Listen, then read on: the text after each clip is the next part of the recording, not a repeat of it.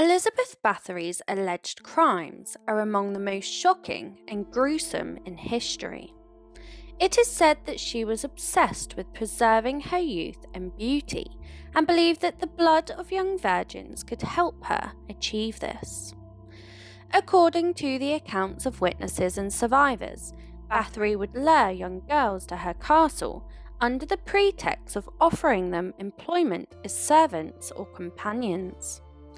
Once there, she would subject them to a range of sadistic and horrific acts. Those include torture. Bathory is said to have used various torture methods to inflict pain and suffering on her victims. These included burning, cutting, and piercing their flesh with needles and knives. Sexual assault. Some accounts suggest that Bathory also sexually assaulted her victims, sometimes forcing them to engage in sexual acts with each other. She also did bloodletting. The most notorious aspect of Bathory's crimes was her alleged use of bloodletting. She is said to have drained the blood of her victims by cutting them with knives or razor blades, and then she bathed in the blood in an attempt to rejuvenate her own skin and preserve her youth. Murder. Many of Bathory's victims were killed in the course of her sadistic rituals. Some were beaten to death, while others were left to die of their injuries or just from their loss of blood. The exact number of Bathory's victims is uncertain, but estimates range from dozens to hundreds. Despite her high social status, her crimes eventually became too blatant to ignore, and she was arrested and tried in 1610. She was found guilty of murder and sentenced to life imprisonment, although some sources suggest that she may have been secretly killed to avoid the scandal.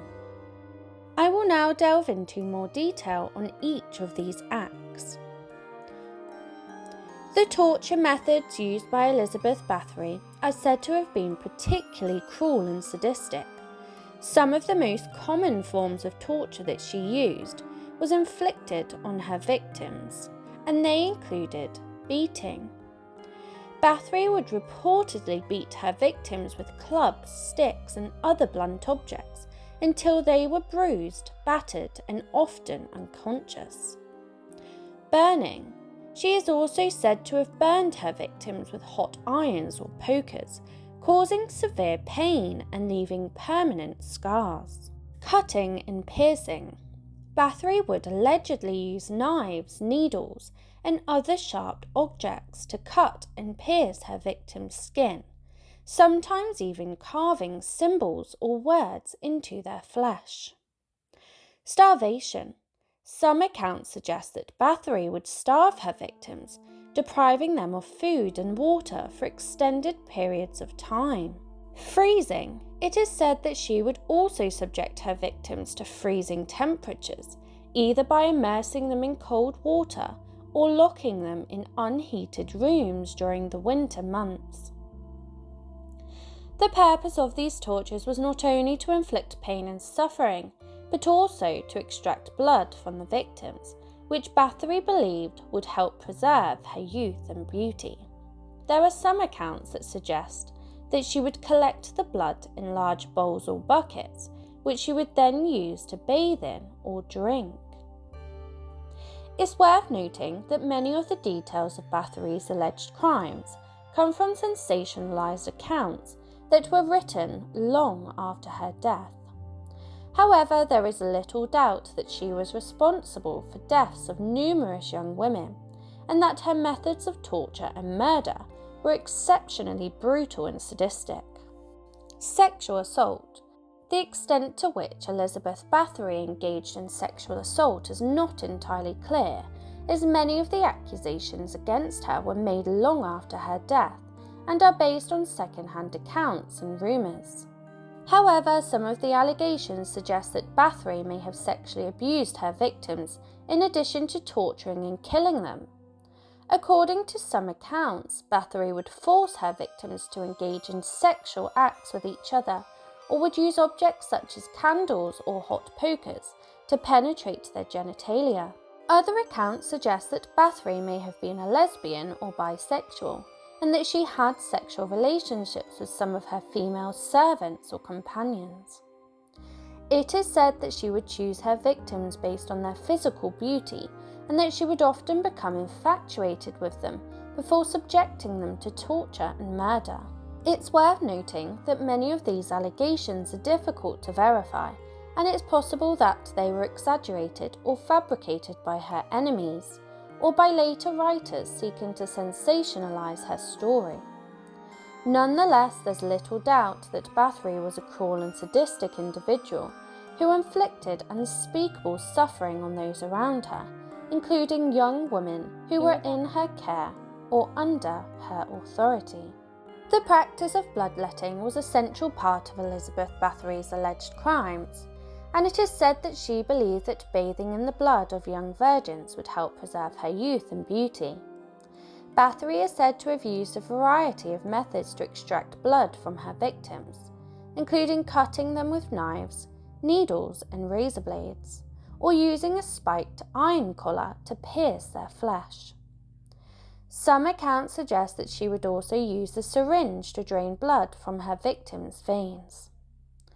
Once she had collected enough blood, Bathory would reportedly bathe in it or drink it, in the belief that it would rejuvenate her skin and keep her looking young and beautiful. According to some accounts, she would also share the blood with her female companions, encouraging them to drink it or bathe in it as well.